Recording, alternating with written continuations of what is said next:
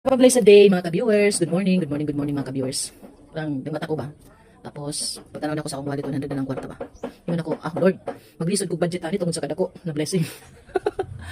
Bitaw no nga mga dato gani, maglisod na sila pa unsa ang gasto ko nilang kwarta kita pakaha na nyatagan sa Ginoo 100. 100 pero nga ko na pang sauna ko ni mag-budget Lord oy kay ugma nga akong anak. Pamasahe na pud niya, tag 200 ng pamasahe kada adlaw. 100 na lang bilin.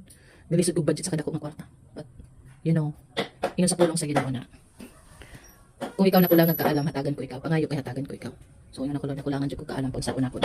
Ben, thank God, kay gihatagan ko ni wisdom. Always na gihatag niya sa ako. Amo, akong ginapasalamatan sa Ginoo nang tanabang paunsaon ta yung blessing na gamay, paunsaon na to na palambuon. Bisan dili ta madato, di ta mauda. Wala na tanong lingkamot ng padato. Basta everyday kakaon sa tulo ka adlaw and pasalamatan nato ang Ginoo sa kada adlaw sa pag-sustain niya sa atong kinabuhi, no. Pero abi nimo guys, mga ka-viewers. Ato ko pa itong isda tapos tag 80 ang kilo, lapas pa kayo. Palit ko isa ka kilo mga ka-viewers. Tapos, pagpahit na ako, akong gibaligya. O 120. So, 120 na ako, 40. So, baligyan ako mga ka-viewers. Tapos, pag baligyan ako, balik na po ko mga guys. So, palit na po ko isang, baligyan na po na ako, sorry na po na ako. So, naan na po ko, kuan, kaya bang 40. So, 80 na. Siguro, mga guys, kaupat ko kabalik. Ganyan yung mga guys, mga ka-viewers.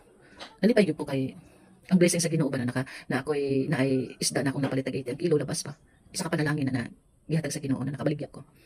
So, sa ingana no nakaipon ko pamasahe sa akong anak napagod ko kuan kaning sobra nakasudan pa ko makabalon ko siya so ingana amazing ang Dios no ingana kung maghatag sa atong mga wisdom sa atong kinabuhi na mingon gid siya tinuod jud na if you are lack of wisdom na pangayo sa Ginoo kay iya kang hatagan mga wisdom mga guys na di lang heavenly kundi sa kapag kinabuhi sa kalibutan na walay bay kuan mga ka-viewers kana bang makadiskarte ka sa imong kinabuhi na makakaon na dili ka kanunay kana bang makahatag og kanang kabugaton sa imong pamilya.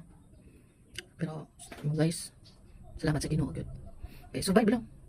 Na makadiskarte ka na kana bang makapamuhat kag maayo. Dili ka magdiskarte ka na bang makapanlukog tao.